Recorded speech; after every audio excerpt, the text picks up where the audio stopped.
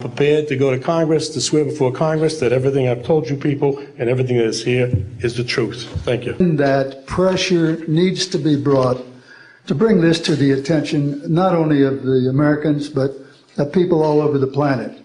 These vehicles have been seen and confirmed all over the planet. I am willing to sign a sworn statement or testify to my judgment and to what I have observed. Such things do exist. And I will testify to this under oath to a congressional hearing. I will testify under oath before Congress that everything that I have said is true. These statements are true. I'm willing to testify under oath before Congress. Thank you. I will say at this point, to keep it short, that I will testify under oath as to what I say is true, and I will do so before Congress. Thank you. I'm willing to testify to the truth of all these matters that I've spoken about this in front of Congress under oath. Thank you. For an Air Force base. And I'd be glad to testify to Congress that this is absolutely the truth. Thank you. Particular experience, I will testify before Congress if necessary and explain exactly what happened. Thank you. We have to disclose what we know. And I am willing to testify before Congress under oath or before any other organization that what I witnessed was true. I will testify under oath before Congress that what I'm saying is the truth. I'm willing to testify before Congress that what I'm saying is true, and thank you very much. Thank you. You're heroes for being here also, and I will testify in front of Congress if asked to. That's pretty much my story, and I'm prepared to tell the story in front of Congress, and it is the truth. Now, I stand before you today in my almighty God, and I tell you this. If Congress calls me in and says, will you testify in detail what you know, I stand here today prepared and ready to do just that. Governments must never lie to the people for no reason. Prepared to testify in detail concerning these events and their truthfulness before Congress. Thank you very much. I'm happy and proud to serve as General Counsel to the Disclosure Project. Thank you very much. And I will testify before the Congress under oath about everything I have said and more. Thank you.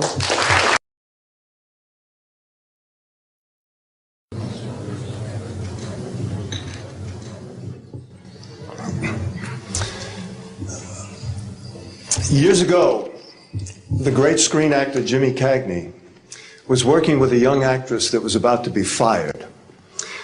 He went to the director and said, let me talk to her. And he walked over to the actress and he said, look, it's simple.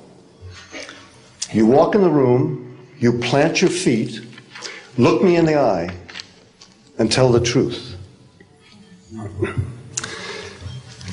The logo of the X-Files is the truth is out there. The truth is out there. I'm going to paraphrase. The truth is in here. You're about to hear the truth. I'm an actor. My name is John Cipher. For 7 years, I walked through the door, planted my feet, and tried to tell the truth as Chief Daniels on Hill Street Blues, as General Craig on the hit sitcom Major Dad. I was 2 years on Dynasty. You're on Knots Landing. I've done 5 afternoon soap operas, 12 Broadway shows, and 20 films. One of the Broadway shows I did was the great musical Man of La Mancha on Broadway. I was Richard Kiley's original understudy. I sang the words to dream the impossible dream, to fight the unbeatable foe, to bear with unbearable sorrow, to run where the brave dare not go. I'm here to introduce your host this morning, Dr. Stephen Greer. He's a man who is running pell-mell where the brave dare not go. He was an emergency room physician. In fact, the director of emergency medicine at a major hospital in North Carolina. 3 years ago, he sat his wife and his 4 daughters down and said, I've been doing this part-time, running after the truth, for 7 years now. Now I'm going to do it full time. He walked away from all that money to pursue the truth.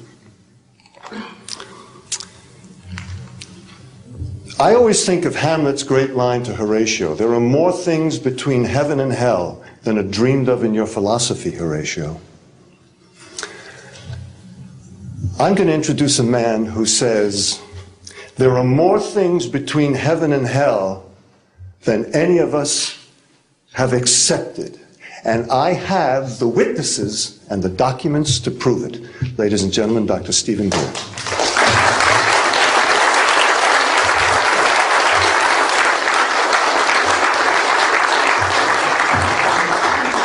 Thank you very much, John.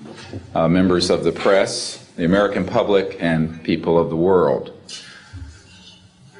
We are here today to disclose the truth about a subject that has been ridiculed and questioned, denied for at least 50 years.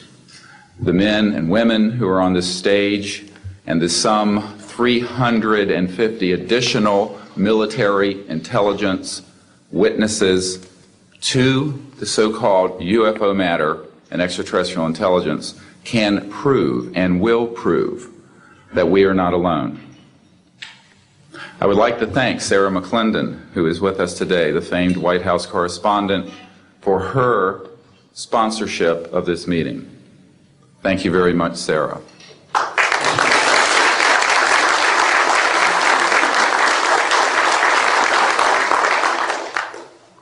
In 1993, a group of military advisors to this project and I met out in the countryside in Virginia. And we decided that it was time for civilians, military, intelligence, and other people to come together to disclose the truth about the subject which is called UFOs. Since that time, I have personally briefed a sitting Director of Central Intelligence, James Woolsey, President Clinton's first CIA director.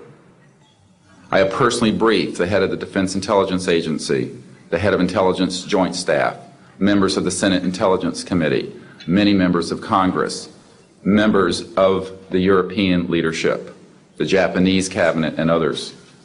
And what I have found is that none of them are surprised that this is true, but they are uniformly horrified that they have not had access to these projects. We can establish through these witnesses whom we have identified, which now number over 400, and these are people who have been inside the CIA, NSA, NRO, Air Force, Navy, Marines, Army, all divisions of the intelligence and military community, as well as corporate witnesses, contractors to the government. And these are folks who have been involved in so-called black budget or covert unacknowledged projects. These unacknowledged special access projects are taking in at least $40 to $80 billion per year.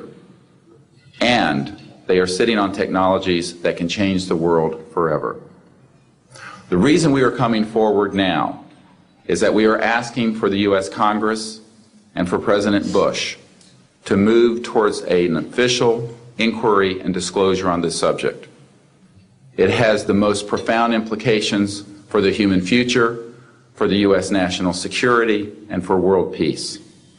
Specifically, technologies connected to UFO and extraterrestrial vehicles, if declassified and used for peaceful energy generation and propulsion, would solve the looming energy crisis definitively, would end global warming, would correct the environmental challenges that the Earth is facing. It is also critical that we begin to debate as a society the propriety of placing weapons in space. If indeed, as we can prove, it is true that we are not alone and that space is territory which we are sharing with other civilizations, it could be a very imprudent, destabilizing thing to place weapons in space. This is not being debated because it is off the national and international radar screens. It needs to be placed on it, and we are here today to do it. We can establish through this testimony that these objects of extraterrestrial origin have been tracked on radar going thousands of miles per hour, stopping and making right-hand turns, that they use anti-gravity propulsion systems, which we have already figured out how they work in classified projects in the United States, Great Britain, and elsewhere. That these objects have landed on terra firma, at times have been disabled, and have been retrieved specifically by teams within the United States, that extraterrestrial life forms have been retrieved, and their vehicles have been taken and studied thoroughly for at least 50 years. We can prove through the testimony and documents that we will be presenting that this subject has been hidden from members of Congress and at least 2 administrations that we are aware of, presidential administrations, and that the Constitution of the United States has been subverted by the growing power of these classified projects, and that this is a danger to the national security. There is no evidence, I wish to emphasize, that these life forms from elsewhere are hostile towards us. But there is a great deal of evidence that they are concerned with our hostility. There are times when they have neutralized or rendered inert the launch capabilities of intercontinental ballistic missiles. Witnesses here today will describe those events to you. They have shown clearly that they do not want us to weaponize space, and yet we are proceeding down that dangerous path. And it will be established that these projects, because they have not been supervised properly by the Congress, by the U.S. President, by the international community, have become a threat to the national security. And for this reason, we feel we must disclose the facts. This is the beginning of the campaign for disclosure.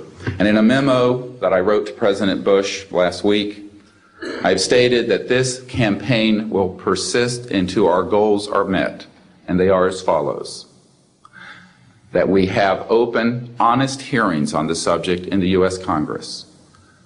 That there be a permanent ban on the weaponization of space or the targeting of any objects of extraterrestrial origin.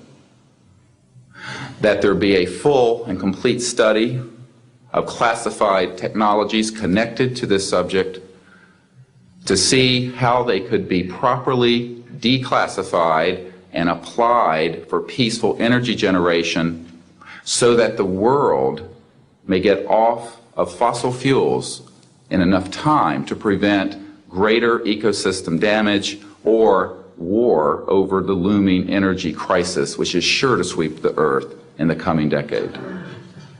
This is a matter of the most pressing import. It has been ridiculed, yes. I know many in the media would like to talk about little green men. But in reality, the subject is laughed at because it is so serious. I have had grown men weep who are in the Pentagon, who are members of Congress, and who have said to me, what are we going to do? Here's what we will do. We will see that this matter is properly disclosed, and these courageous witnesses, the first 21 of over 100 that we have already interviewed on videotape, have stepped forward to speak the truth.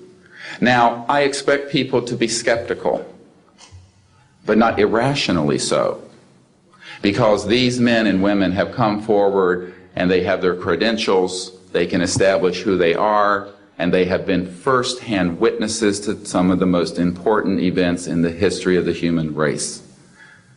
As was pointed out to me by some of the men here, they were charged with handling the nuclear weapons of the United States. Their word was trusted on everything of great importance for the national security. We must trust their word now. As Monsignor Balducci said at the Vatican, in an interview I had with him recently, of these witnesses.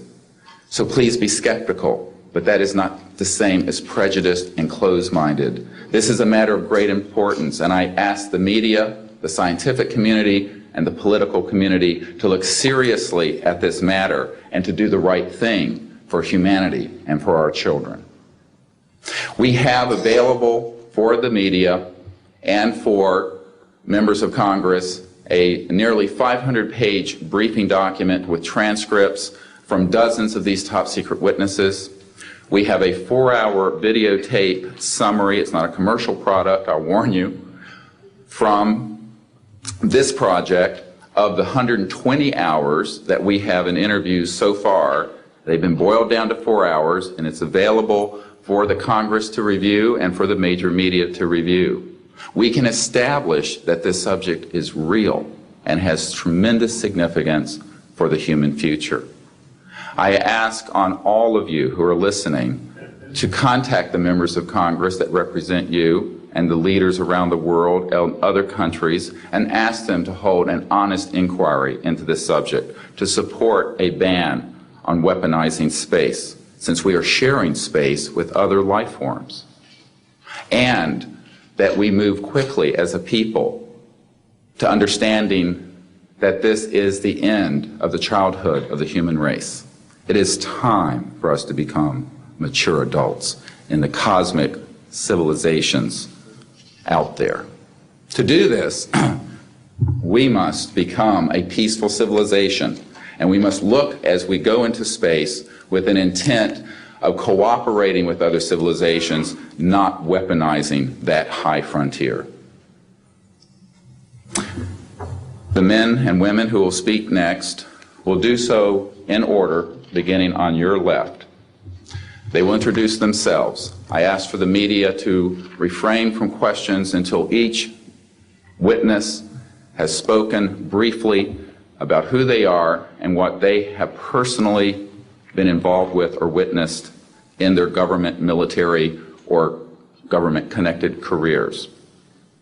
At the end, we will have questions. All of you may ask questions for as long as we can stay here, and we will provide you with all the information that you need. So we will begin now with the first of our witnesses, Mr. John Callahan.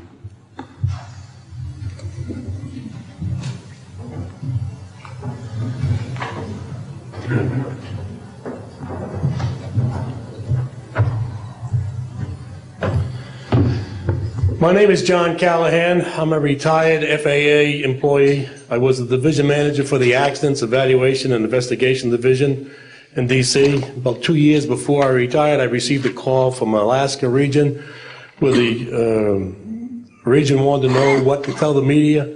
When I questioned, tell the media what, he says about the UFO, and it went downhill from there. What UFO? It turned out I told him what any government employee would do at that time was to tell him it's under investigation. And then I had him send all that data to the FAA's tech center in Atlantic City. The next day, my immediate boss, service director, Javi Safir, and I went to Atlantic City. I had just purchased a new video camera, and I videoed the event. In Atlantic City, we had them play back on a scope, you would call it a scope, a plan view display, PVD, exactly what the pilot seen or what the controller seen, and we tied that in with the voice tape so we could hear exactly what the controller said and what he heard, and we taped it. We came back the next day, briefed the administrator, Admiral Ingen, on what happened. He wanted a 5-minute briefing. After we started the briefing, he wanted to know if he could see the video. We put the video on. He watched the video, the whole video. The next day, he set up a meeting for me to give a dog and pony show to President Reagan's scientific staff and whoever they brought over, and to hand off all that data to them. That morning in the FAA round room, it was either 9 or 10 o'clock, 3 men from Reagan's scientific staff, 3 CIA people, 3 FBI people, and I don't remember who the other guys were, along with all the FAA experts that I brought with me that could decide or talk about the hardware and the software, how it worked. We put on a dog and pony show. We let them watch the video. We had all the data there. We had all the printouts that the computer put out. They got all excited over it. When it was all done, the CIA, one of the CIA men told the people they were now sworn to secrecy, that this meeting never happened and this event never happened. When I asked him why, I thought it was probably just a stealth bomber at the time. He says, well, this is the first time that we have recorded radar data on a UFO, and these guys are going to get all excited, drooling over all this data. I said, well, you're going to tell the public about it. And he says, no, we don't tell the public about this. It would panic the public. He says, we're going to go back and study this. I said, okay. It was what he was going to do. Now, I've told this story many times, and I get sometimes funny looks from people. I have with me the voice tapes of the controllers that were involved, the FAA original tapes. See, after we handed this stuff off to the president's staff, the FAA didn't know what to do with it. We don't separate UFOs from real traffic, so it's not our problem. Okay? I have a copy of the original of the video that we took, which is rather interesting. And once the thing was all over, the reports started coming into my office, but because it wasn't an FAA air traffic problem, the FAA's report ended up on a table in my office. And it stayed there until I retired, when one of the staffers packed up all my gear and helped it move to my house. Also, in a box I found just a few days ago, in my 1992 tax return, I have the target printouts from the computer data, which, so if you wanted to or look at every target that was up there at the time, you can now reproduce this from this piece of paper here. And it's called the UFO Incident, Japan 1648, I believe the number was. It happened on November the 18th, 1986. I'm prepared to go to Congress, to swear before Congress that everything I've told you people and everything that is here is the truth. Thank you.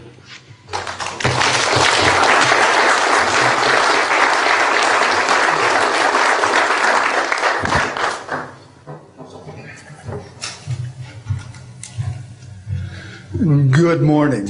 I hope you'll pardon me. I'm a little bit nervous. My name is Charles L. Brown. I'm a Lieutenant Colonel, U.S. Air Force, retired, subsequently 7 years with the Foreign Service. I like the name Charlie Brown. A gentleman by the name of Charles Schultz, of great talent, sort of elevated the name, if you will.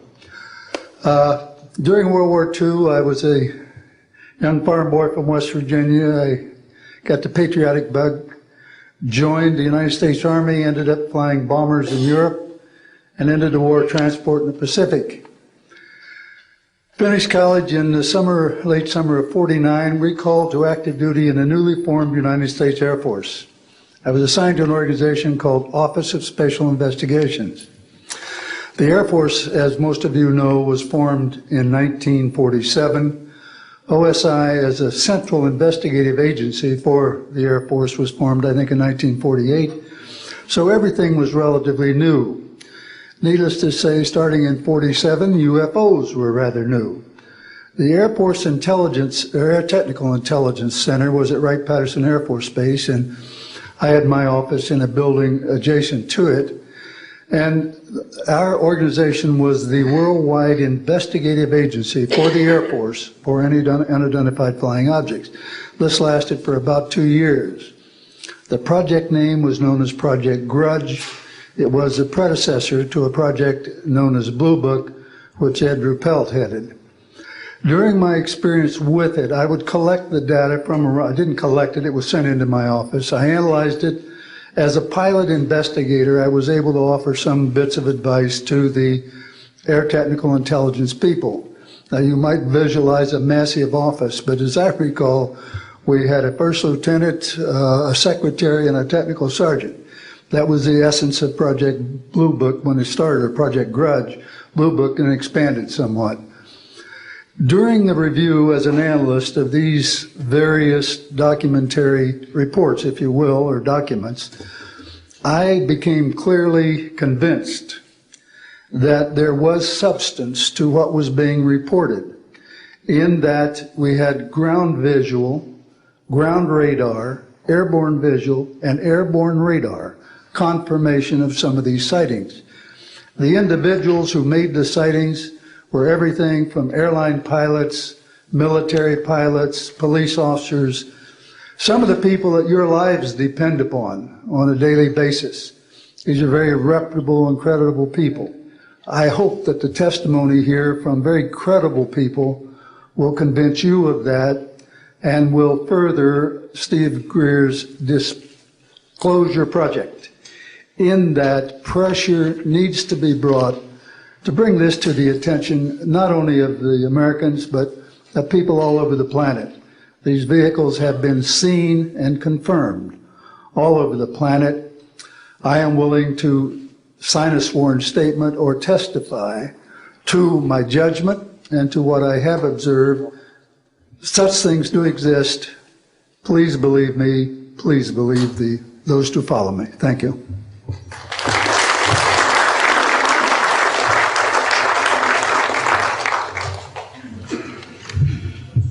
My name is Michael Smith. I was in the Air Force, a sergeant from 1967 to 1973. I was aircraft control and warning operator. While I was assigned to Klamath Falls, Oregon, in early 1970, I arrived at the radar site and they were watching a UFO on a radar that was hovering at about 80,000 feet. It sat there for about 10 minutes and then slowly descended until it dropped off the radar. It was gone for about 5-10 minutes and then instantly reappeared at 80,000 feet, stationary. The next sweep of the radar, it was 200 miles away, stationary. It hovered there for about 10 minutes and redid the whole cycle twice more. When I found out what you normally do when you see a UFO, I was told that you notify NORAD, you don't necessarily write anything down, you don't write anything down, and you keep it to yourself. It's a need-to-know basis only. And NORAD one night called me about later in the year to let me know as a heads up that there was a UFO coming up the California coastline. I asked them what I should do about this. They said, nothing, don't write it down, it's just a heads up. And then late 1972, while stationed at 753rd Radar Squadron in Sault Ste. Marie, Michigan, I received a couple panicky calls from police officers who were chasing 3 UFOs from Mackinac Bridge up I-75. So I immediately checked the radar, confirmed that they were there, called NORAD, and they were concerned because they had 2 inbound B-52s going to Kinslow Air Force Base. So they diverted them because they didn't want any proximity to the 2. And that night I answered many calls from the police department, sheriff's department and stuff. And my standard response was that there was nothing on radar. And I will testify to this under oath to a congressional hearing.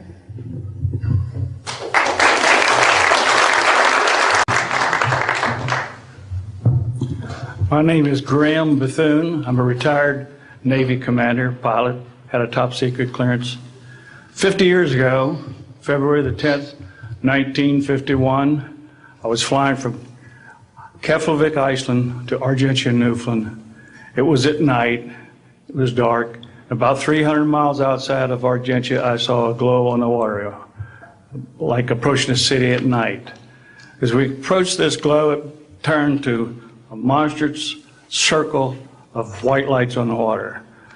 We watched this for a while, the lights went out, there was nothing on the water. Next thing we saw was a yellow halo, small, much smaller than whatever it was launched from, and that was 15 miles away, up to our altitude. Because of the trajectory, I disengaged the autopilot, shoved the nose over to try to go under this thing. And at that time, I heard a noise underneath. I thought maybe it hit us.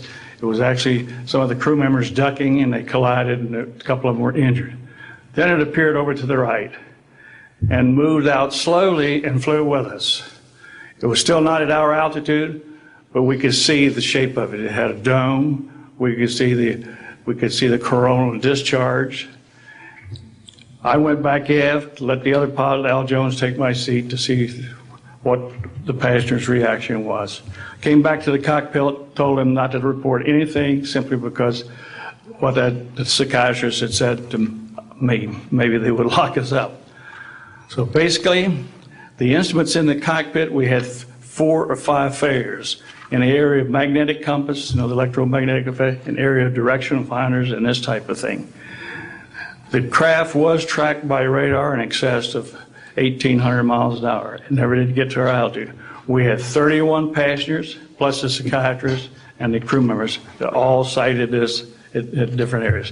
When we landed at Argentia, Newfoundland, we were interrogated by the Air Force, an excellent interrogation, Captain Paulson. When we landed at the Naval Air Test Center here at Patuxent River, we were required by Navy intelligence to make out individual reports. Out of the National Archives, I have the 18-page official Navy and Air Force report. I've made up a report to straighten out all the truth. There's a stack of books out there this high that have written all of this up. So the truth is here. I will testify under oath before Congress that everything that I have said is true.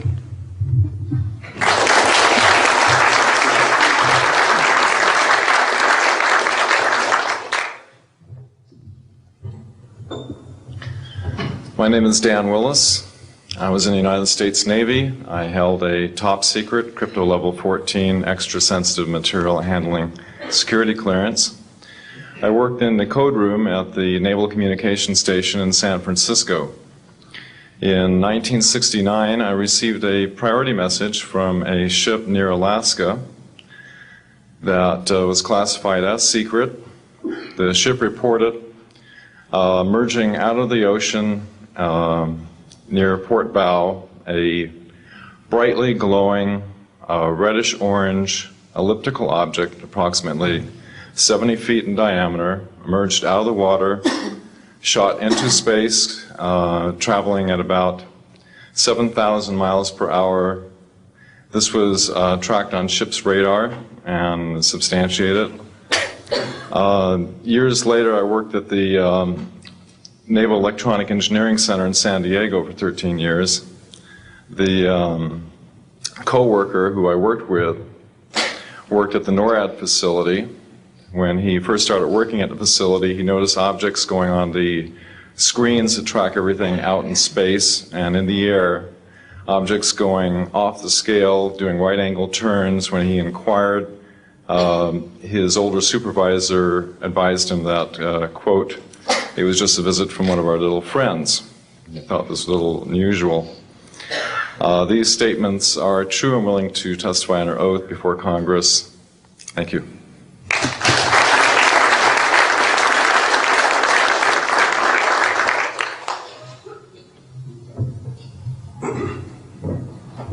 My name is Don Phillips. I was in the United States Air Force and had worked with certain intelligence agencies of the United States government. Prior to my Air Force, prior to joining the Air Force, I worked for the famous Lockheed Skunk Works. And I was working for them when I was attending college, and I worked for them in the capacity as a design engineer. It was one of my proudest moments of my life to work with a man by the name of Kelly Johnson. A lot of you might be familiar with that. It turns out that the models of aircraft that we were building, as you know, were all classified, were in the deep black, and that I came in on the end of the U-2 project. My main project was known later as the SR-71. The SR-71 had a predecessor. It had a special model built for the CIA, and that those models were one passenger, one pilot special aircraft in order to get from one place to another very, very quickly. Now these SR-71s, as we know them, the Blackbird, are the type of aircraft that are still classified in a sense as far as the altitude that it flies at and also the speed records that it holds. I'm very proud to say that this aircraft played a big part in helping to end the Cold War. The aircraft, the predecessor aircraft, there's strong evidence to suggest that perhaps these aircraft had a different role once in the air. Each pilot, and I knew a few of them, each pilot had an assignment before they took off. okay? They learned about the assignment immediately prior to takeoff, and there's strong evidence to suggest that there was a dual role in that they were monitoring some type of traffic to and from planet Earth. This can be verified at a later point. This was, I'll jump into my military experience. My first field assignment for the United States Air Force was at Las Vegas Air Force Station. And that was my first experience with Las Vegas, and I couldn't understand why people were being so excited about going to a place such as this, but I soon found out about a year later. Nellis Air Force Base is located there. Nellis is a major training center for different types of special aircraft and fighter aircraft, one of the premier training sites for pilots all around the world. However, when I learned that my assignment was at a radar site 50 miles out of town, up near Mount Charleston, I had no idea where I'd be, so finally in the daylight I was able to find the location and reported in 1965 for duty. In 1966, early in the morning, about 1 to 2 a.m., I was staying there on base, and our barracks were at about 8,000 feet. I heard a lot of commotion. You know, at that altitude, sound carries tremendously. And I thought, well, it's early in the morning, it's summertime, and there is it's very warm, and maybe I should get up and take a look. I didn't really want to, but I got up and took a look, walked up to the main road up near my office, which was the commander's office. I was on the commander's staff, Lieutenant Colonel Charles Evans. And I was saying, who's making all this noise? Who's making all this noise at this time of the morning? So when I got within about 50 yards of the 4 or 5 people that were standing there, one being the chief of security, they were looking up in the air, and I says, gee, their heads are all looking at the same direction. Well, I looked up to the west, northwest, and to my amazement, there were lights flashing around the sky, moving at anywhere from what seemed like 2,400 to about 3,800 miles per hour. Now, the fact that we're taking an estimate from a distance, you know, we figured, well, this is quite something. However, we continued to watch these darting lights go across the sky and stop, absolutely stop, come to a dead stop, and reverse in an acute angle their direction, and then proceed on in they were traveling so fast that you could almost see a pattern left by, if you are computer people, when you move a mouse real quick across the screen, you see a little bit of a tail. Well, that's exactly the way these 6 or 7 craft worked. After 5 minutes of watching these things, they all seemed to group up to the west, northwest, okay? They started to come in on a circle. But what I would like to point out is that where they were putting on their display in the north-northwest sky, just directly east of that is what is known as Area 51. Area 51 is a AEC name, okay? Atomic Energy Commission. That was the old name for Atomic Energy Commission. We knew it as the Groom Lake Flight Test Facility in the Air Force. And it was where we tested our aircraft after we got the prototype made from the Skunk Works. So here are these, let's get back to the circle in the sky. What they did was coalesce and started rotating in a circle, and then they disappeared. Well, I thought, gee, this is something that we have to keep quiet, and that was verified by the chief of security. But we waited there and talked it over for a little bit, and it seemed like, I think it was an hour. Then came the radar people from the scopes, which were at 10,000 plus feet, came down for their dinner at 2 o'clock in the morning. And the first person off the bus was a good friend of mine, Anthony Kesar. He said, he was white as a sheet, and he says, did you see that? Yeah, we all said, yeah, it was a nice display. What a show. And he says, we documented them on radar. And he says, we didn't give them clearance. The standing order was let them fly through the radar beam. He says, we documented 6 to 7 UFOs. Now, we don't know who was guiding those, but they were certainly intelligent, and we don't know where they landed because they coalesced and disappeared. So I will say at this point, to keep it short, that I will testify under oath as to what I say is true, and I will do so before Congress. Thank you.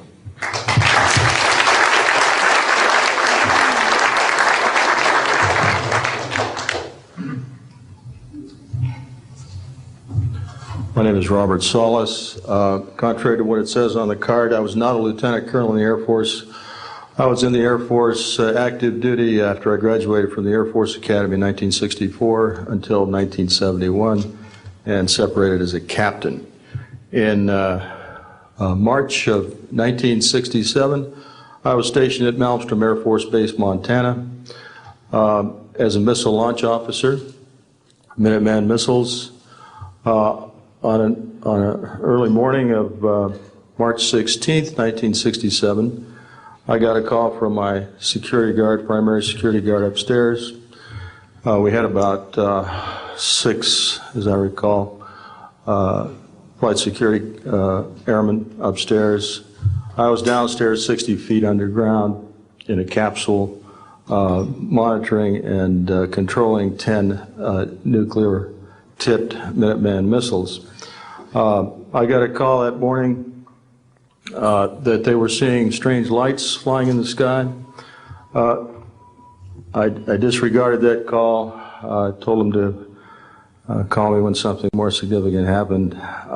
I got another call subsequent to that call, and this time it was a more intense tone in the guard's voice. It was very clearly very frightened. He said there was a bright, glowing red object hovering outside the front gate. It was oval-shaped. He had all the other guards out there with their weapons drawn. Right after that call, I woke up my commander, who was on a rest period, Fred Mywald, a retired colonel now, and told him about the phone calls. As I was telling him about the phone calls, my weapons started going down, one after the other. They went into a no-go condition, what we call a no-go condition. They were unlaunchable. We lost somewhere between 6 and 8 weapons that morning within minutes of having received that second phone call of a UFO hovering outside the front gate. Again that morning, after reporting it to the command post, we were informed that a very similar incident happened at Echo Flight. I was at Oscar Flight. They lost all 10 of their weapons under similar circumstances, very similar circumstances, where UFOs were sighted over the launch facilities. They had maintenance crews and security crews out there that had spent the night, and they were reporting UFOs over those sites. And the commander of that flight was Eric Carlson. He also separated as a captain, and the deputy commander was Walt Fiegel. He retired as a lieutenant colonel. We have those witnesses that I just mentioned, the names I just mentioned, have spoken of this event before, and they will back up this story. We also have documentation that I received through FOA requests from the Air Force outlining the Echo Flight incident and including in that documentation a reference to UFOs. We have telexes covering this incident, and in one telex it says the fact that no apparent reason for the loss of 10 missiles can be readily identified is cause for grave concern to this headquarters. This was from SAC headquarters. So we've got those telexes. I've got about 12 witnesses that'll verify parts of this story, including of a man who investigated the incident afterwards for the Air Force, And you'll hear a little bit more about that from the next witness. And also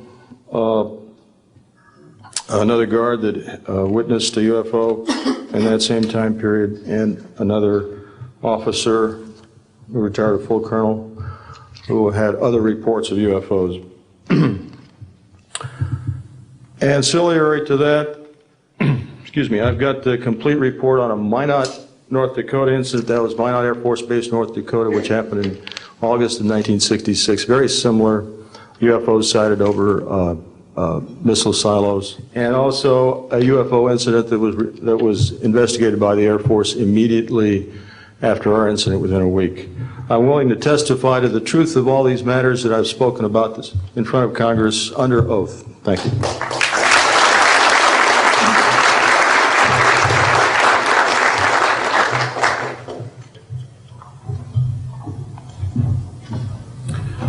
Good morning. My name is Dwayne Arneson.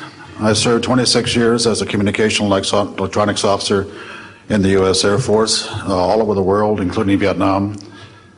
I was lucky to be selected to be commander of 3 different units in the Air Force. I held a top secret SCI TK clearance, and for those who know, it is slightly above top secret. I retired in 1986 as a colonel at Wright-Patterson Air Force Base in Ohio. I would like to relate about 3 different experiences, if you will, that relate to UFOs. As a young lieutenant over in Germany, Ramstein Air Base, Germany, back in the early 60s, I was in charge of the cryptographic center. I had a top secret crypto clearance at that time, and I can clearly recall seeing a message that went through my crypto center which said that a UFO had crashed on the island of Spitsbergen, Norway, and the team of scientists were coming to investigate it.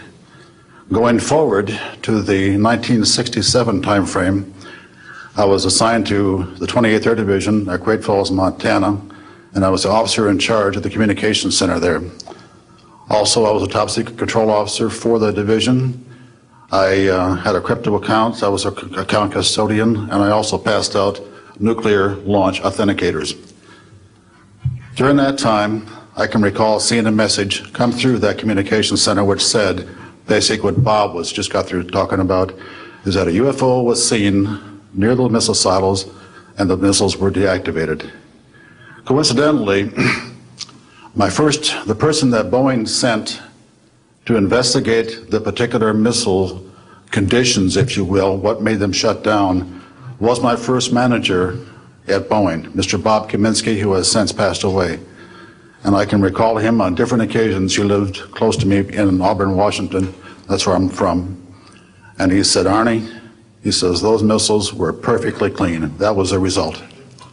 So the last incident concerned when I was as a commander of the unit in Great Falls, or in Caswell Air Force Station, Maine, I had contacts with the security police at Loring Air Force Base, and they told about UFOs that were seen near the nuclear weapon storage areas on Loring Air Force Base.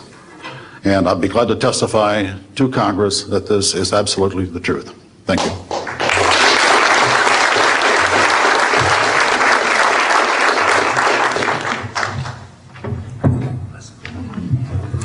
Good morning. My name is Harlan Bentley. During 1957 and 1959, I was a PFC in the United States Army, stationed north of Washington, D.C. on the Nike Ajax missile base close to Olney, Maryland. In May, this month of 1958, about 6 a.m., I heard a noise outside that sounded like a pulsating transformer. I sat up in my bunk, I looked out the window, I saw a craft heading for the ground and crashed. Pieces broke off of that craft, immediately took off again. So there's a lot more to that story, but I've got to speed this up. Now, the next night, I was on radar duty. I get a call from the Gaithersburg missile base. He says, hey, I got 12 to 15 UFOs outside, 50 to 100 feet above me. So I asked him, I said, what does it sound like? He took his head mic off, held it out the van window, and said, here. And the same sound I heard the previous morning, except a lot more of them. So my radar was on standby, so I immediately turned it on and got the blip just outside of the ground clutter.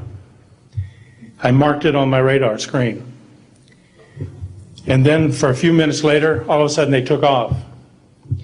As they took off, the sweep came around, hit the blip. The second, and when it came around, it hit it again. That blip was 2/3 away off my radar scope. In order to get that far at a constant velocity was 17,000 miles an hour. That was my first incident. 10 years later, by this time I received a Bachelor of Science degree in electrical engineering, and I was working in California. Now, I'm sorry that all I can say is I was somewhere in California working on a classified project that had nothing to do with my experience that I had there. As I was working, and it was like 2 or 3 in the morning, California time, I heard a Houston astronaut communication link, comlink. I didn't pay much attention to it until I heard the word bogey. Of course, my ears picked up immediately. An unidentified flying object of some sort, whether it's a craft, meteorite, or whatever, was on a collision course with that module going to loop around the moon. So basically, I listened for some time, and then I stopped and went back to work. And then I heard, there they go. In the astronaut world, some of you may not know this, there's a term called green turtle. And it used to be, I don't know if it is today or not, but it used to be is you're not allowed to use profanity over the net. And the first person that does that, whoever hears it first and says green turtle, that astronaut's got to buy that man and his entire family a dinner at the most expensive place at Cape Canaveral. Well, to end this real quick, one of them said, damn, they went off, the UFOs took off. He says, damn, that was fast. And somebody yelled, green turtle. And then he said another word, a synonym to crap. And then somebody else yelled, green turtle. And you could see him grit his teeth, because now he had to buy 2 expensive meals. And my particular experience, I will testify before Congress if necessary, and explain exactly what happened. Thank you.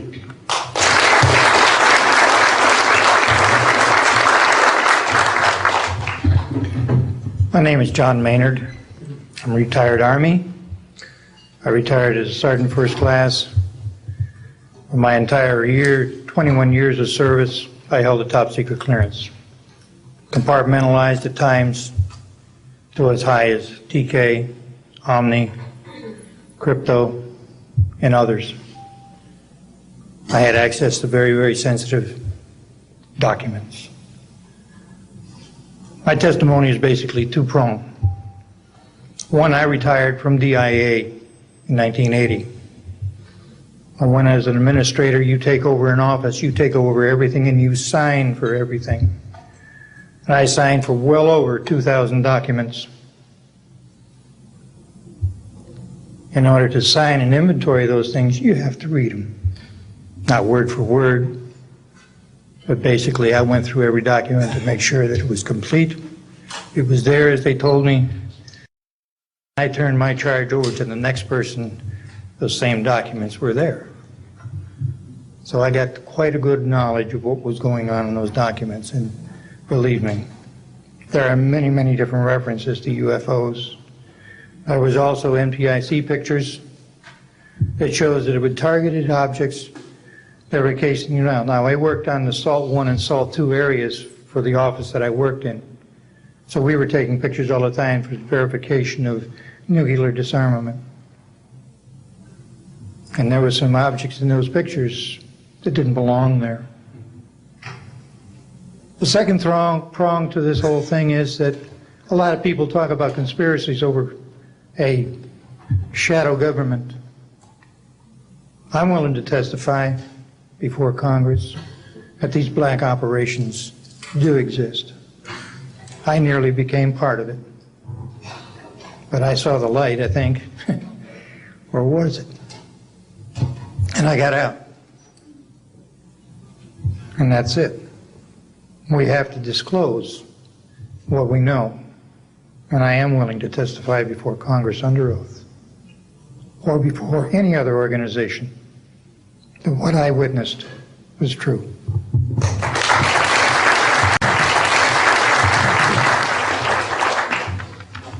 Good morning. My name is Carl Wolf, and I was a precision electronics photographic repairman with a top secret crypto clearance in the United States Air Force. I was stationed at Langley Air Force Base in Virginia. In 1965, in mid-1965, I was loaned to the Lunar Orbiter Project at NASA on Langley Field. Dr. Colley was in charge of that project. They had problems with a piece of electronic equipment that was bottlenecking their production of photographs. I went to the facility, and when I walked into the facility, there were scientists from all over the world. I was stunned, actually, to see people at a NASA project from all over the world. It didn't make any sense to me initially. I was taken into the laboratory where the equipment was malfunctioning. I couldn't repair it in the dark. I asked to have it removed. A airman second class was in the dark room at that time. I was also an airman second class. I was interested in how the whole process functioned, how the data got from the lunar orbiter to the laboratory. I asked the young man if he'd describe the process to me. He did. About 30 minutes into the process, he said to me, in a very distressed way, by the way, we've discovered a base on the backside of the moon. And then he proceeded to put photographs down in front of me, and clearly in these photographs were structures, mushroom-shaped buildings, spherical buildings, and towers. And at that point, I was very concerned because I knew we were working on compartmentalized security. He had breached security, and I was actually frightened at that moment. And I did not question him any further. And a few moments later, someone did come into the room. I worked there for 3 more days, and I remember going home and naively thinking, I can't wait to hear about this on the evening news. And here it is, more than 30 years later, and I hope we hear about it tonight. And I will testify under oath before Congress that what I'm saying is the truth.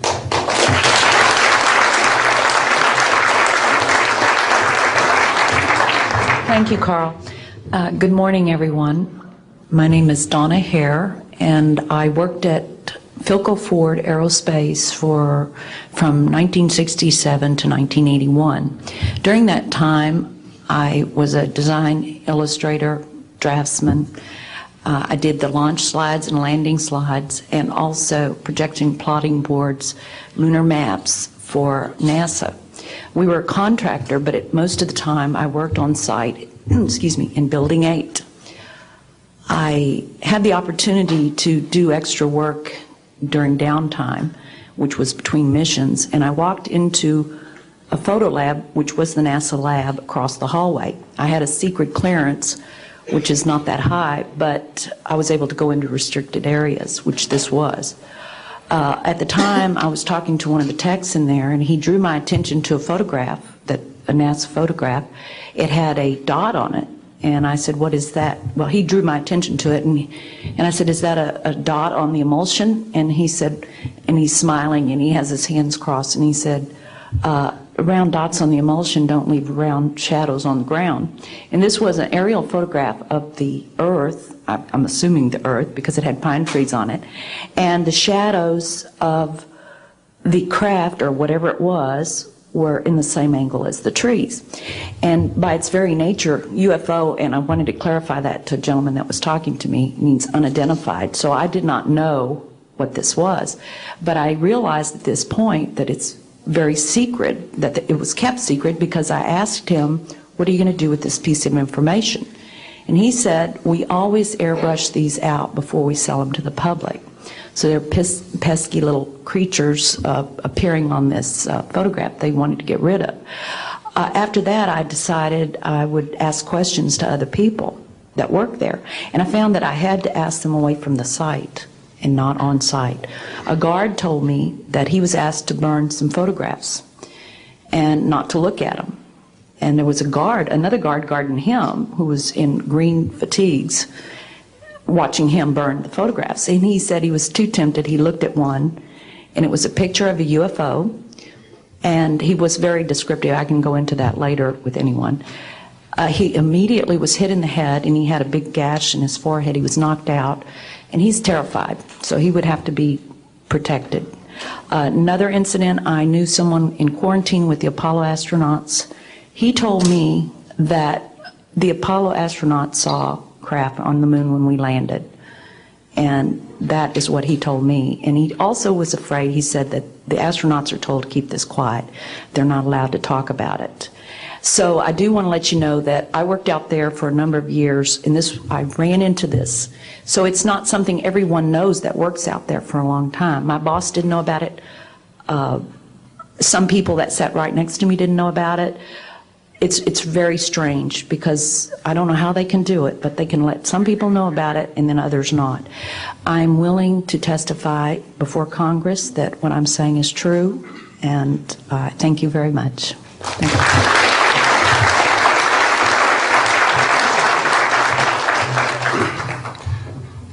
Good morning, ladies and gentlemen, and members of the press. My name is Larry Warren. 20 years ago, in 1980, I was a security specialist assigned to RAF Bentwaters, Woodbridge, NATO Air Force facilities in Suffolk, East Anglia. I had a secret security clearance. I guarded our backline nuclear weapons that were stored there at the time, without the knowledge of the people of Great Britain. I went through a portion of a 3-night UFO event where objects made incursions over our WSA, fired pencil-thin beams of light into them, and adversely affected the ordnance, possibly. These objects were on the ground on 2 different nights. Potentially, there was another life form seen. This is an unpopular truth. These events were of extreme defense significance to not only Her Majesty's government, but this government as well, and they are still shrouded in secrecy. They are very complex, they are very vast. This is more about a human rights issue than just a UFO issue. 20 years ago, this room would be empty. I see a turn in history. This is history in motion, but unfortunately it's history with a security classification. I would be more than honored to swear under oath that I experienced what I did, I saw what I saw. These events produced not only, after numerous denials by this government, a memo by Lieutenant Colonel Charles Holt, our deputy base commander, which reads like science fiction. It also produced, years later, an on-site audio tape he made as these objects performed their feats and did what they did and violated airspace. These events are of extreme defense significance. I hope my brothers in arms that went through these events will be given immunity at some point and be able to join us here. It is an honor to share the stage with all of these people. And I think for all of our children, my son Dennis, God bless you, son, we can change the world. You're heroes for being here also, and I will testify in front of Congress if asked to. God bless. Thank you.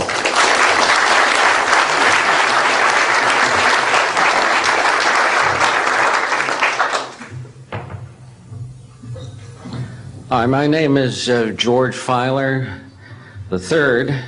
The reason I'm here is because George Filer V is in the hangar and will be born on Friday. And I'm a retired intelligence officer and flyer with almost 5,000 hours, and I didn't believe in UFOs until London Control called us in the winter of 1962 and asked us, would we chase one? And we said, sure. So we let down from 30,000 feet to 1,000 feet where the UFO was hovering, and we went into a steep dive and actually exceeded the red line of the aircraft. So it's kind of dangerous chasing UFOs. In any case, I was able to get the UFO on the aircraft radar at about 40 miles, and we could see a light out in the distance, and as we closed, we kept on picking up this radar return. Point I'm mentioning that the radar return was very distinct and solid, indicating it was some kind of a metallic object. We got about a mile from the UFO, and it kind of lit up in the sky and went off into space, very similar to what the shuttle looks like when it takes off. Later on, I was working in intelligence. In Vietnam, I briefed General Brown about UFOs. When I was in 21st Air Force, in McGuire Air Force Base, I briefed General Glau about a UFO over Tehran, Iran in 1976. The two F-4s from the Iranian Air Force had taken off and tried to intercept the UFO, and when they turned on their fire control systems, they immediately went on. All the electrical systems went out. The planes had to return to base. This was particularly significant because it was also picked up on satellites. In 1978, on January 18th, I was going into the base.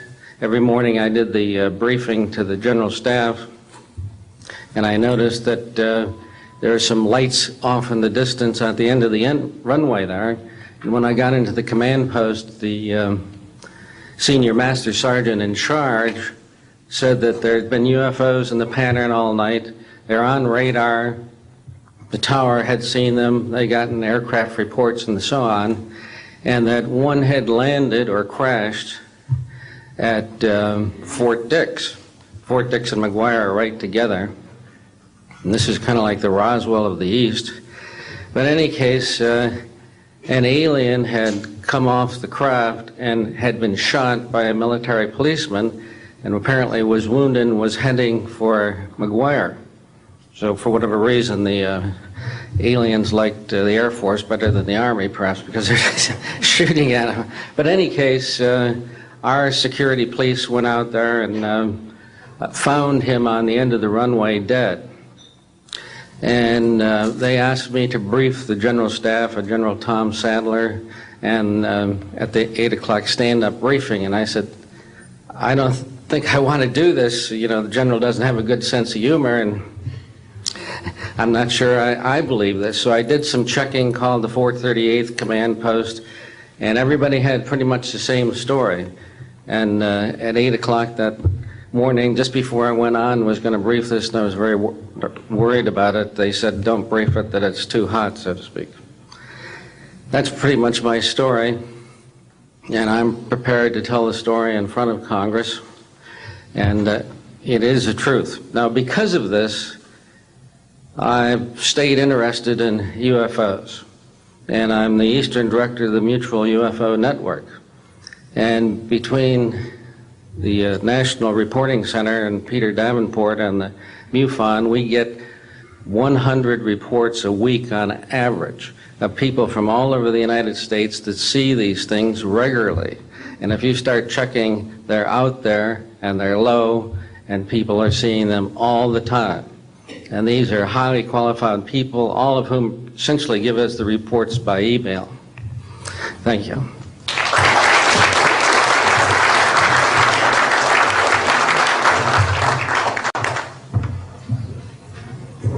Morning, ladies and gentlemen. My name's Clifford Stone. I was a Sergeant First Class, United States Army. I had a secret clearance with nuclear assurity.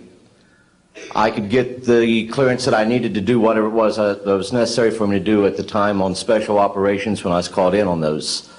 What I'm referring to here is that I was involved in situations where we actually did recoveries of crashed saucers, for lack of a better term, debris thereof. There were bodies that were involved with some of these crashes, also some were alive. While we were doing all this, we were telling the American public there was nothing to it. We were telling the world there was nothing to it. I'd like to go into detail on some of the cases, about the nuts and bolts cases right here, but I will be available if you have any questions concerning my involvement in this. You can talk to Dr. Greer to arrange for me to get to talk to you. But the whole situation is, we've set back, we've told the American people that there's no such thing as UFOs. I've been involved where we have recovered these objects. We know them to be of extraterrestrials. In 1969, I had an event that happened to me while I was stationed at Fort Lee, Virginia. We went to Indiantown Gap, Pennsylvania.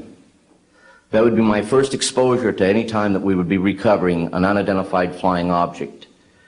When we went there, we already had people that was already in the facility. We were a backup team, which was supposed to be NBC because there were supposed to be some nuclear materials that was on board this craft. Later on, most people involved were to be told that there was nothing on board it. It was nothing more than just a crash of one of our aircraft. I know better because I was one of the people that approached it with a Geiger counter to get surface readings. I was the first person to go ahead and see that there were bodies on it. That would be the first of approximately 12 events. UFO crashes are not events that take place every day. They're rare. I know we're not alone in the universe. I know that the absence of evidence is not evidence of absence. It's evidence that has been denied to the American people.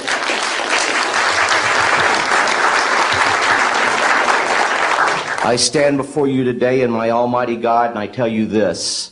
If Congress calls me in and says, will you testify in detail what you know, I stand here today prepared and ready to do just that. Governments must never lie to the people for no reason.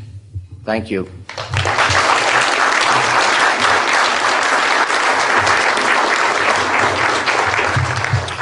Good morning. My name is Mark McCandlish, and for the last 21 years, I have worked as a conceptual artist for a variety of defense contractors.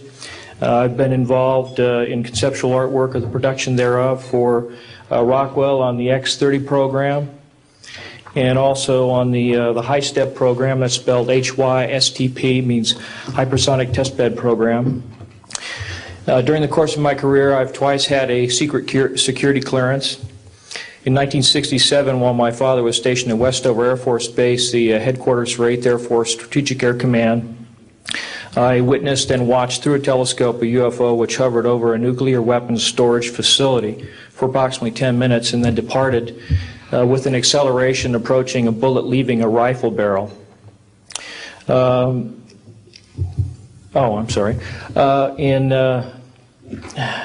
1988, in November, a college buddy of mine, an associate by the name of Brad Sorensen, informed me that he had personally witnessed 3 flying saucers at a very large hangar at Norton Air Force Base during the course of an air show that was held on Saturday, November 12, 1988. I subsequently called my congressman from that district. I called his office. This was Congressman George E. Brown, Jr., who at the time was the chairman of the Congressional Committee on Space Science and Advanced Technology. I naturally assumed that since this presentation that Brad talked about was for top military brass and certain congressional individuals, that his office must have coordinated this with the local Air Force Office of Public Affairs. A male staff member in Congressman Brown's office not only confirmed the exhibit, but the fact that there were 3 discs at that exhibit. These discs were hovering off the floor without any visible means of support. They were referred to as alien reproduction vehicles, also nicknamed the flux liner because they used high voltage electricity. Let's see. To keep things short, this is a diagram that I made based on a sketch that Brad Sorensen did for me in rough form shortly after he had his sighting, and subsequently cleaned that drawing up and made it much more accurate. And that's the drawing that Dr. Greer is holding there now. Later on, I obtained photographs that were taken in 1967 by a military pilot, Harvey Williams, flying a C-47 for the Air Force at 12,000 feet, approximately 25 miles southwest of Provo, Utah. This particular vehicle matches the so-called ARV in all proportions and respects in terms of the detail of the shape of the craft. And this was photographed, as I say, in June or July of June of 1967. I later spoke to a gentleman by the name of Kent Sellen that I met at an air show at Edwards Air Force Base in 1992, the first unveiling publicly of the B-2 bomber. He indicated to me that in 1973, when he was a crew chief working on experimental aircraft at Edwards Air Force Base, that he had unintentionally wandered into an area where there was a classified aircraft, namely the ARV. He described it in detail, and he added other details to the account concerning the configuration and the operation of the vehicle that Brad Sorensen was not aware of. Subsequently, Brad Sorensen met with the famous aeronautical designer Burt Rutan, gave him a copy of this blueprint which you've just been shown. Mr. Rutan felt that it was a joke and put it on his wall as kind of a joke. And a third party confirmed for me later that a Colonel Ray Walsh from Edwards Air Force Base was visiting Mr. Rutan, saw this blueprint on the wall and registered quite a degree of shock and anger, wanted to know where the hell he got this blueprint, because there was in fact such a craft at that time, approximately 1994-95, in a hangar at Edwards Air Force Base, North Base Complex at that time. Subsequently, I've done a lot of research on this product, this vehicle. I've come across a number of declassified documents that show that the Air Force, as early as 1960, was wind tunnel testing flying saucer shapes up to Mach 20. And I also have declassified NASA documents that show similar shapes. In fact, this is the document here that more or less details the wind tunnel testing up to Mach 20. This is the NASA document right here that was declassified, and it shows a variety of spherical and lenticular shapes that were flight tested up to, or I should say wind tunnel tested up to Mach 6. I subsequently obtained a copy of an interoffice memo from Hercules Aerospace that describes a particular type of science involving something called zero-point energy and scalar waves. According to Brad Sorensen, this is the basis of the technology for these anti-gravity propulsion systems. This particular document here describes 6 different meetings involving the Defense Intelligence Agency and cooperative efforts with the Russian scientific community in investigating this, what is called the fundamental enabling technology that was originally discovered apparently by Nikola Tesla in the early 1900s. Anyway, I could provide you much more detail at a later time, and I am prepared to testify in detail concerning these events and their truthfulness before Congress. Thank you very much.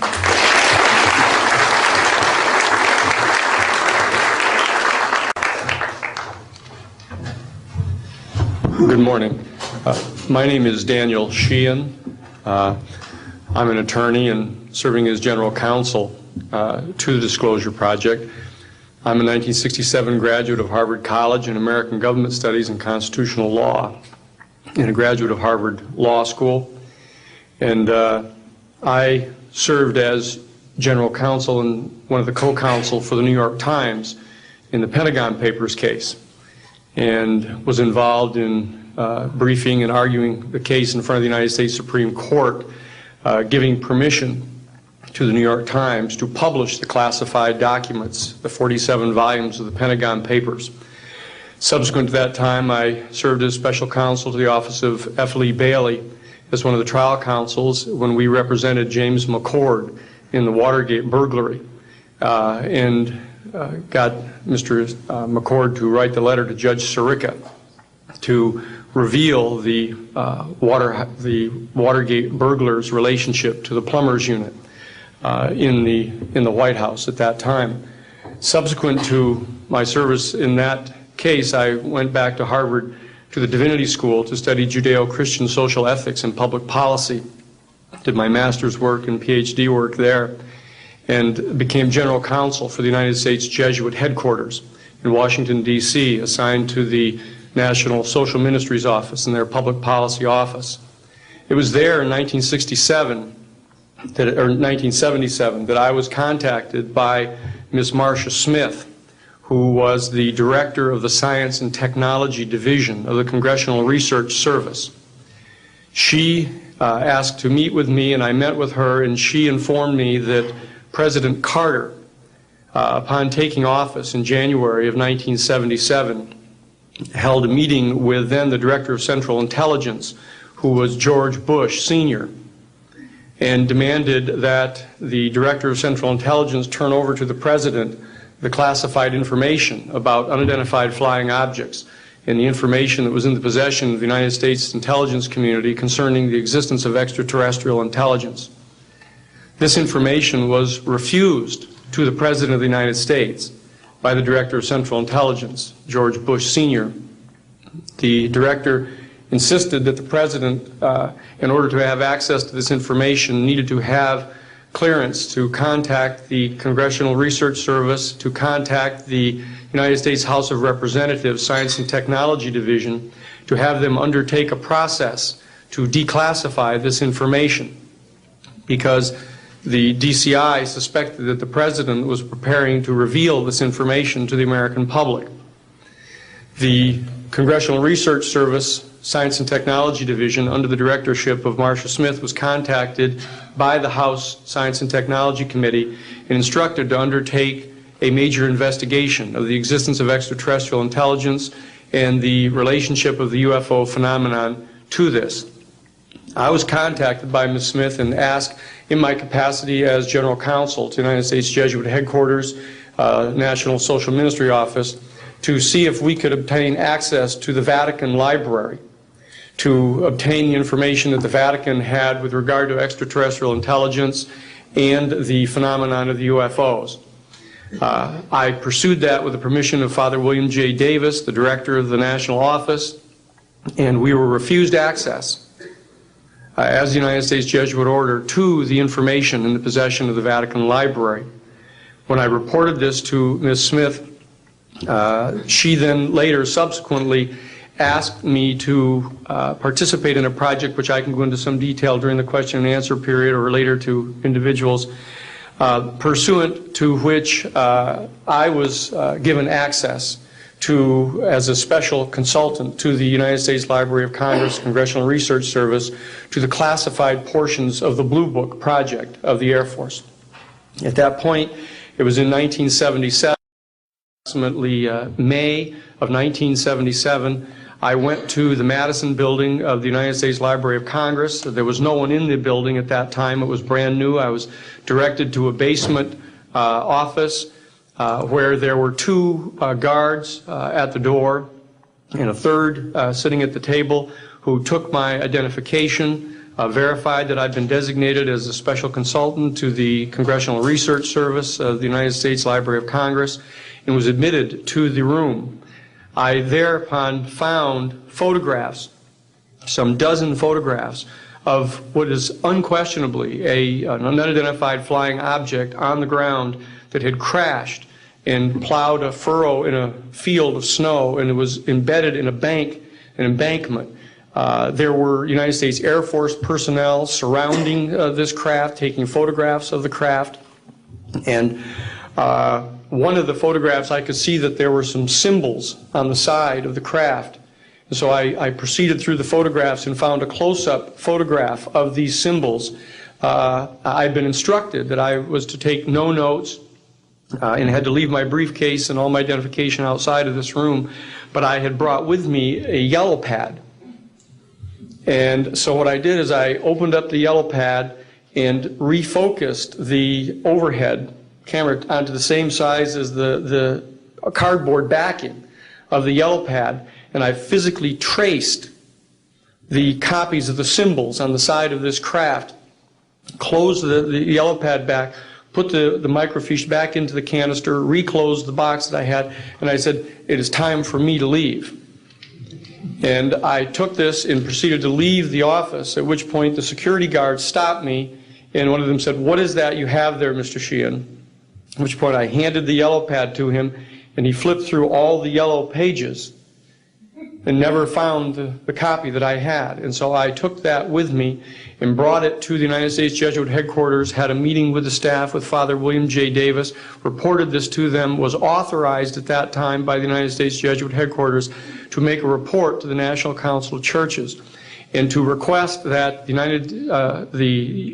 entire 54 major religious denominations of our country undertake a major study of extraterrestrial intelligence. which they declined to do. I was subsequently asked to deliver a 3-hour closed-door seminar to the top 50 scientists of the Jet Propulsion Laboratory of SETI, the Search for Extraterrestrial Intelligence, which I did do in 1977. I'm more than happy to testify under oath to these details to the United States Congress, and would be happy to meet with any members of the press at that time. You may recall I also served as chief counsel to the Karen Silkwood case, in which we obtained the rulings in the Karen Silkwood case. I also served as chief counsel in the Iran-Contra case. Was the first one to testify before the United States Congress to the existence of the off-the-shelf enterprise of Richard Secord and Albert Hakim. I'll be more than happy to share the details of what I believe to be the relationship between this off-the-shelf enterprise and the secret government, which is concealing this information from the American public. And I am happy and proud to serve as general counsel to the Disclosure Project. Thank you very much.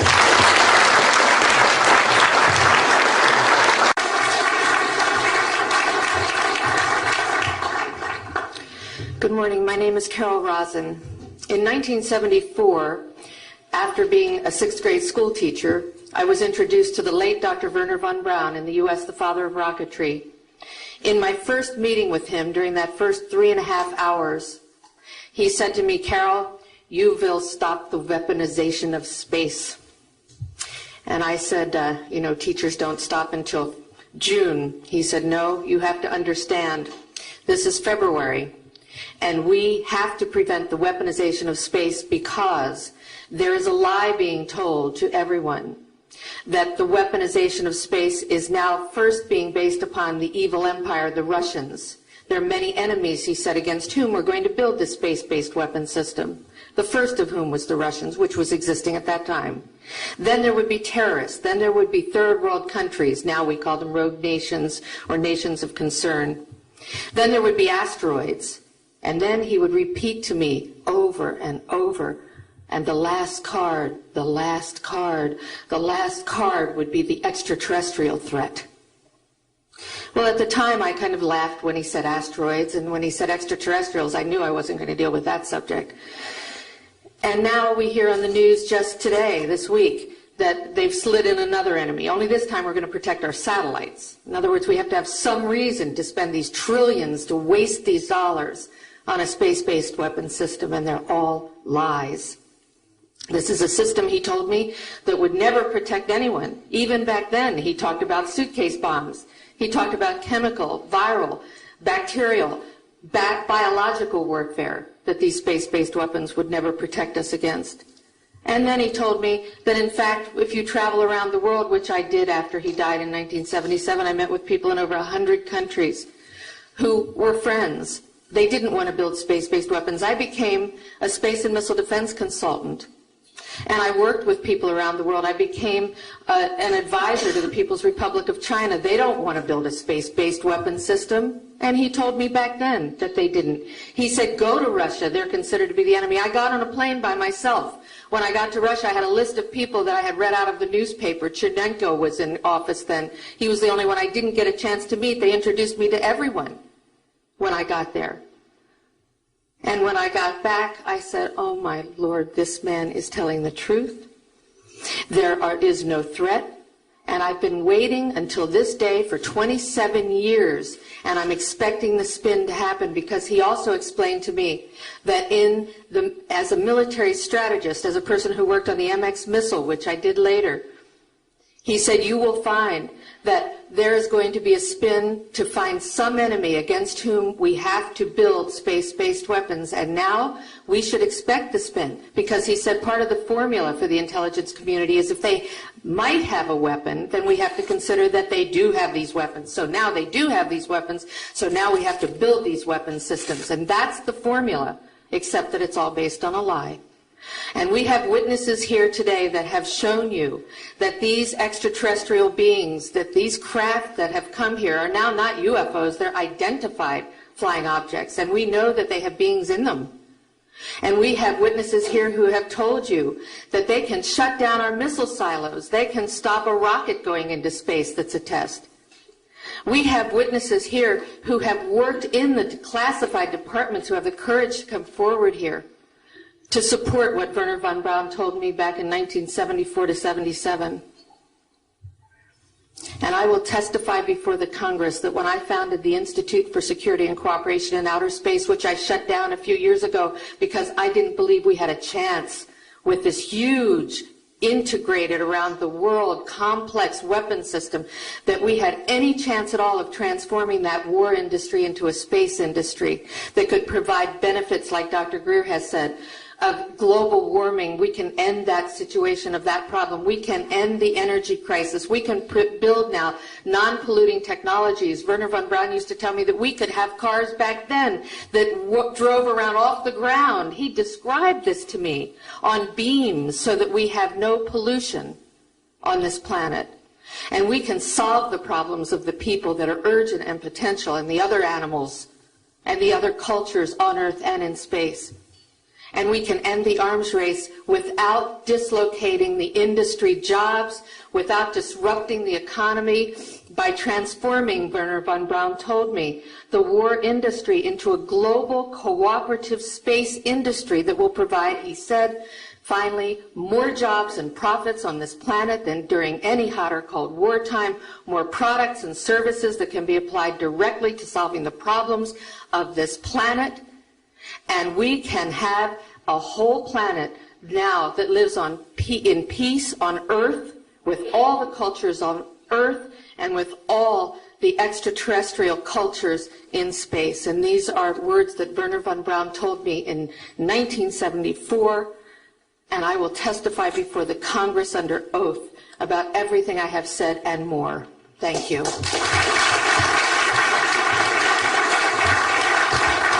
Thank you very much. I'd like to thank each of the witnesses and for your patience. We're running about 50 minutes late, and I do apologize for that. I want to emphasize that all of these witnesses each could speak for probably anywhere from 2 to 5 hours about what they have witnessed. We were trying to give you a snapshot. We have another 400 of these witnesses. I have carried this burden for 8 years. I'm now giving it to you, the American people and the people of the world, to take it forward. What I'd like to do now is open the audience for questions from the media. You may address them to me or to an individual witness as you deem appropriate. Yes, ma'am. Proceedings here, and I'm wondering how your screening process went. Can you tell us a little bit about your satisfaction level with that? Well, I'm very satisfied that these are genuine and good people who are speaking truthfully. Out of the 400 people that I'm dealing with, not 20 times this number, have I been fooled? Yeah. I'm an emergency doctor. Let me say something. People come into the emergency department with flank pain, writhing on a stretcher. What have they got? A kidney stone, right? Yeah, well, some of them go into the bathroom, prick their finger, and squeeze blood into the water, the urine sample, to show that they have blood in their urine so they can get a narcotic injection. Now, have I been scammed as an emergency doctor who has I'm bright enough to kind of know when I'm being scammed, but have I occasionally? Yeah. Is it possible? It's possible. Is it likely? No. And here's what's more important. You don't not treat or accept the testimony or the history of every patient that comes in with flank pain and assume that they're lying just because you've been scammed once or twice. This field, you make a very good point, is filled with hoaxes and scams and what have you. It doesn't mean, however, that all of it is. And in fact, what we're saying after 8 years of research, we have found the documents, the top secret witnesses, the insiders willing to testify under oath before Congress that this is true. Now, here's another key point. Some of the people who are in this witness pool, Mr. Sheehan, myself, and a couple of other attorneys, are members of state licensed professions. And what that means is that if we are perpetrating a hoax, we will lose our license to practice medicine, we will lose our license to practice law, but we'll be perpetrating a hoax upon the public. So what I would say to you is that the group of people before you are very credible, and the others whom we have identified are. We are not the CIA. We have not been able to do a $50,000 background check on each person. I'll give you that caveat. But we have done very serious interviews and vetting. And by the way, these people have presented their DD-214s, their defense forms, other documentation that show the two DD-214s and others that show that they were in the military at a certain place and a certain time. So we're very comfortable that, in fact, that the weight of the testimony will carry the day here and that this is real? I had an insight, and it relates to your question. There have been tens of thousands of sightings and experiences from all over the world. Only one of them needs to be true. Because if only one of them is true, then the entire case of the non-reality of these sightings falls apart.